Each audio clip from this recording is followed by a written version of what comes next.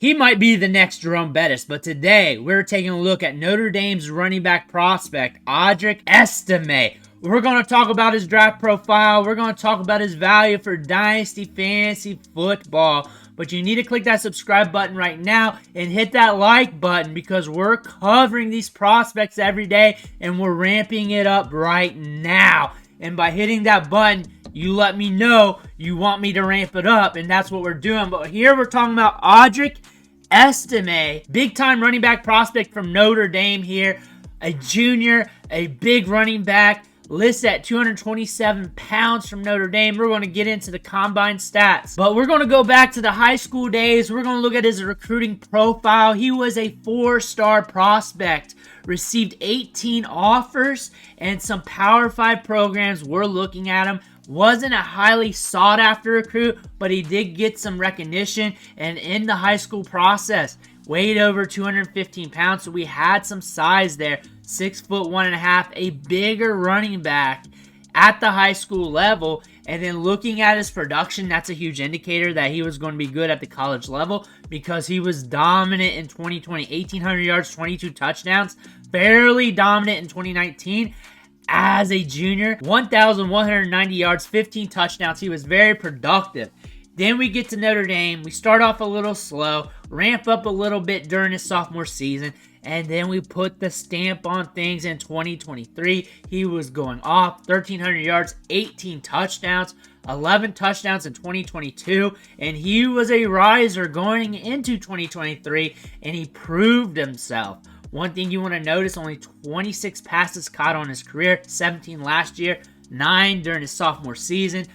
Going to the game logs here, we have a fair amount of 100-yard games. He had 9 of them, and a fair amount of games of 50 yards or more. This is all his games that he had 50 or more rushing yards. He's had 20 of them, which is a fair amount for a college career, especially when you got 2 productive seasons under your belt. He's got 4 touchdowns against Stanford, 238 yards. That's his best game. 176 against Central Michigan, 134 against North Carolina, 134 against North Carolina State, and on down. Looking at his receiving profile, he doesn't have any games with more than 5 receptions or even 5 receptions. He's got 2 games with 4 receptions, and the rest are less than that. And then looking at his advanced metrics, yards after contact, 892 in 2023, 4.27 yards after contact per attempt, but as a sophomore, 3.65, and then his freshman, limited sample though, 6.29. One thing about that, he's good after contact. Those are high-end numbers. 4.05 on his career. That's looking good. He also has 38 carries at 10-plus yards. Very solid for a guy his size. And he kind of replicated that in 2022 with 30. So he can get you the long gains. He can also eat up chunks of yards. So that's something you want to look at. That's something that's in his recruiting profile. And then also, as a receiver, out of the backfield, last year, over 100 routes ran. The year prior, 130. So we ran less routes in 2023, but we were toting the rock a lot more and being more productive on the ground. Also saw just 17 targets last year versus 90 year prior. So not many targets on his career in general. Something you want to pay attention to. That does not mean he can't catch passes. That just means limited experience. That means he hasn't shown it. That means he wasn't asked to do it. But possibly he might be more of a receiving threat in the right situation because by default, checkdowns. We see that a lot with running backs. There's nothing here to say that he has stone hands. That's one thing you want to look at. Very few running backs coming out for the draft can't catch passes. That is so rare.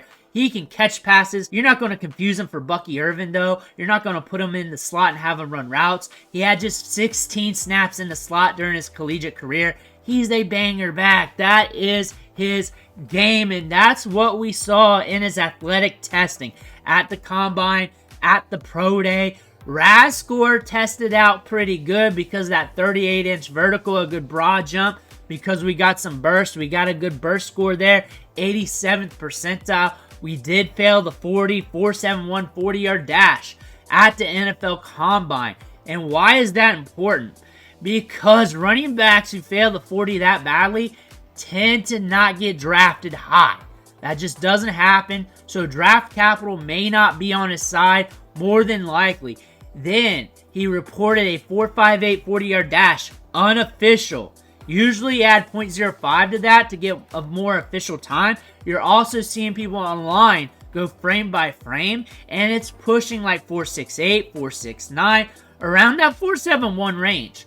The thing about him is he's not a fast back. He doesn't have the top end speed. He tested twice with that, and that being said, you go back and look at the tape, you'll see him pull away on a few runs for a long gain, but you'll also see him get caught from behind. The testing goes with the tape. It shows up there, but there's more to the game than just long speed. That's not what his game is about. 221 pounds, we're a bigger running back with some burst. That could allow him to be productive at the NFL level if he can climb the depth chart, if he can go in the right spot. His strengths is he's very sudden. He can chain together moves, especially in the open field. He moves laterally very well. He has very good movement skills. That is the big part about his game. And then you combine that with his vision and mirror that together or combine it together. You got a running back that can get you more than what's blocked. You got a running back here that's very dangerous in the open field because he's also a big guy. He can run you over. That being said, with this power, with his frame, with his vision, his ability to move laterally, he can get you more than what's blocked, and that could allow him to stay on the field once he gets his opportunity, if he gets his opportunity to play a heavy load at the NFL level.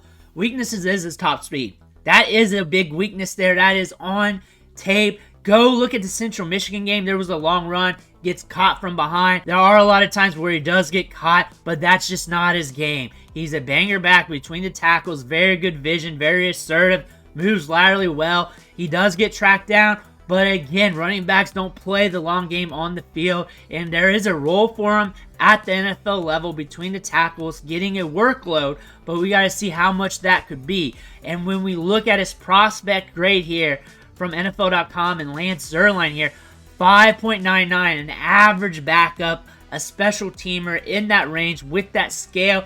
I can kind of see that happening. I can see him being part of a committee. I can see him being the big bruiser back in the committee, seeing the goal line touches, the short yardage work, getting a little bit more than that, getting used between the tackles while you got a smaller running back taking on the lighter workload, because that's how the NFL works. I don't see him being a backup because you don't really have that in the NFL anymore these days. Pretty much most of the running backs on the depth chart is getting some sort of work. For fantasy football purposes, goal line work, volume could be there in certain situations. Attrition happening in the backfield. Every backfield over time experiences attrition. Audric Estime could be stepping up to that. They got him comped to Jamal Williams. Another name you may want to throw out there is maybe like a Damian Pierce. Due to how assertive they are between the tackles, their vision, and their ability to move laterally and make guys miss. Not the fastest running backs, but running backs with size, guys that you can lean on between the tackles, guys that can be productive in fantasy for certain bursts throughout the season. We've seen that with both those two running backs. We could see that with Audric Estime. That being said, you probably shouldn't send them to hell in the rankings, but looking at the draft capital, it's probably not going to be too high, but could be at a certain spot where he could still get some opportunity if he fires in camp and fires during his rookie season. If he starts to show some production during his rookie season, you might see a jump in value.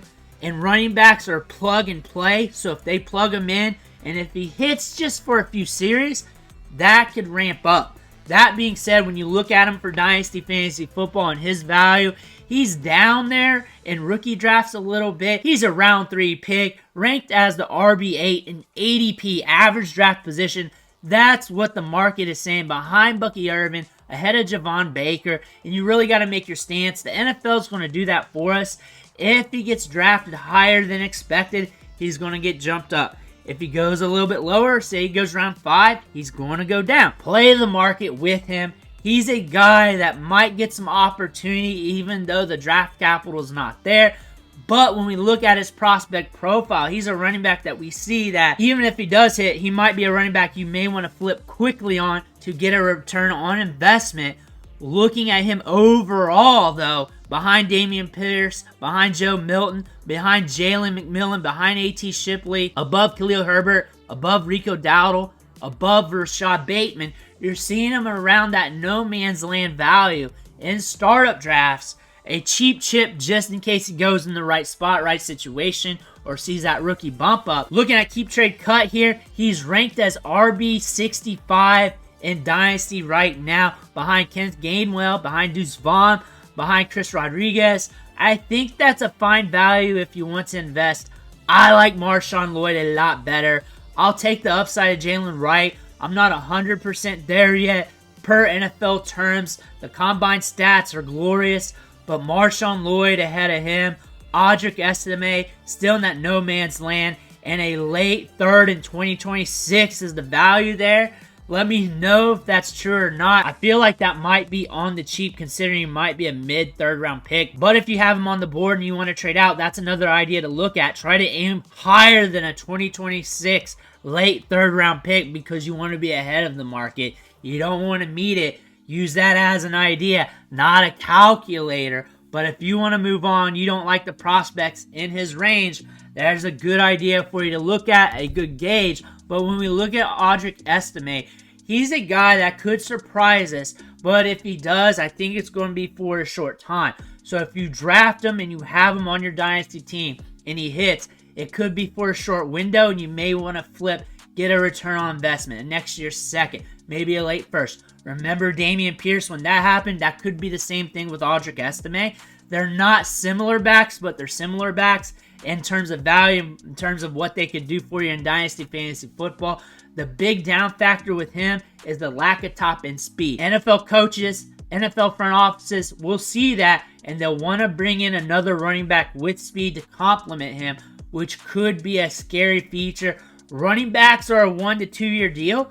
That anyways, and seeing such a flaw in his profile when it comes to potential production for fantasy football might mean for the long term, if you do get a return on investment, you may want to flip quick. I think Audric Estime does have upside in those terms. I would not marry to him. I would not take lock onto him. I would look at him as a chip to gamble on and see what you could do there. I look for him to be drafted around the third round of Dynasty rookie drafts. I look for him to do have some upside, but I also see the downside of being another fodder running back. But running backs are running backs, and when we get to the third and fourth round of rookie drafts, we want to think about them as liquidity on the back end of a roster and as a stash. A guy that we can throw into our lineup. And then also, if they give us a good return on investment, considering their 1 to 2 year plays in Dynasty Fantasy Football, you may want to think about moving on if the market jumps the shark. Let me know what you think in the comments below. Make sure to hit that subscribe button on the way out. I want to thank you for watching. Catch you on the next video.